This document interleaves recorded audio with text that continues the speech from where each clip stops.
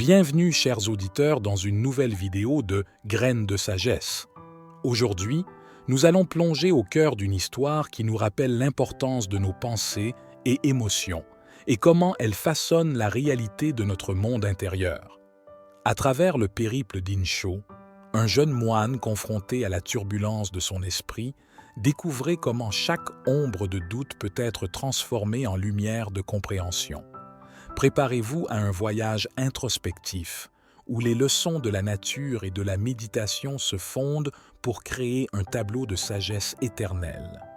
Avant de commencer, prenez un instant pour nous soutenir en vous abonnant à Graines de sagesse et en activant les notifications pour les prochaines vidéos.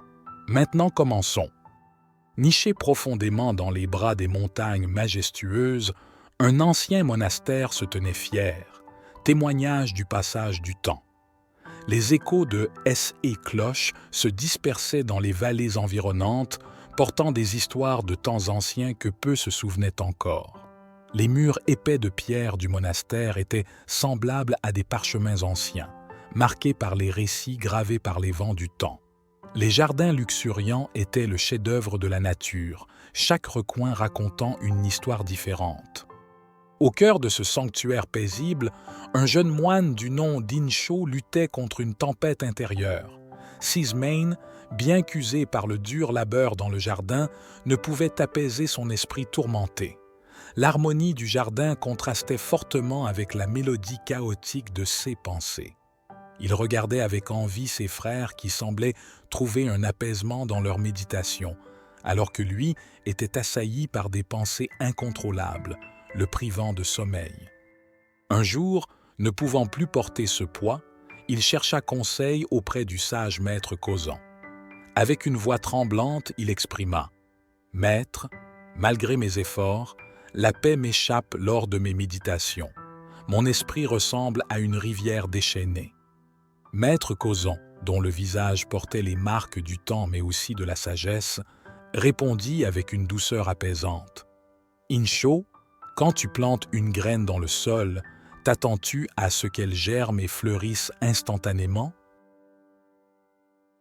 Kozan, avec un léger sourire, dit « De la même manière, la méditation est un jardin que nous semons et nourrissons dans l'esprit.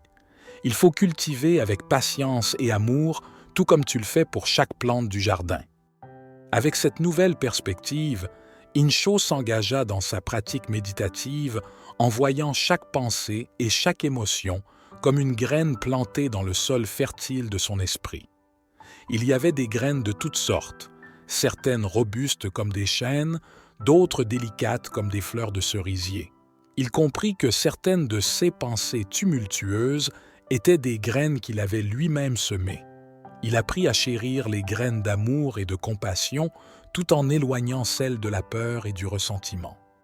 Cependant, une graine en particulier, celle du doute, semblait inébranlable. Incho retourna auprès du maître Kozan, cherchant des réponses. Kozan, après une pause contemplative, répondit « Incho, il n'est pas nécessaire d'éradiquer chaque graine.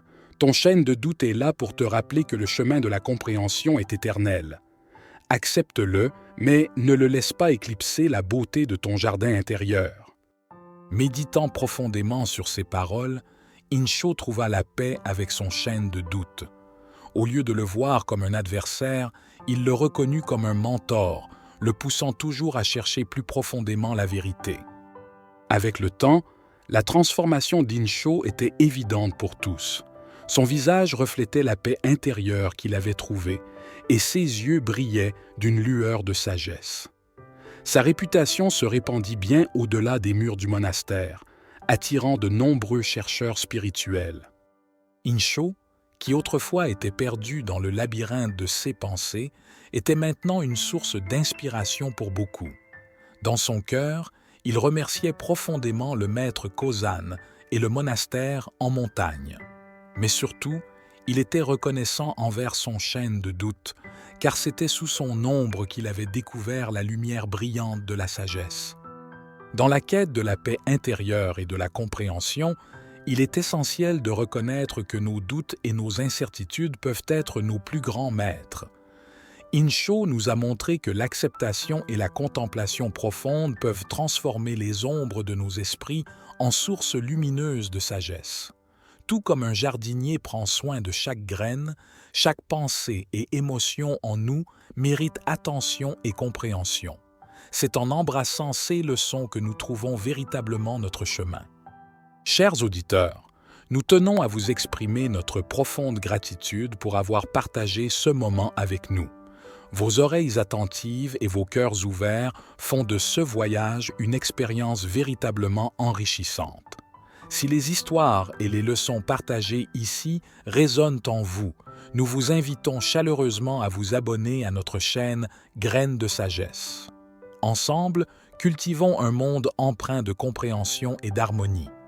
À bientôt pour d'autres aventures spirituelles.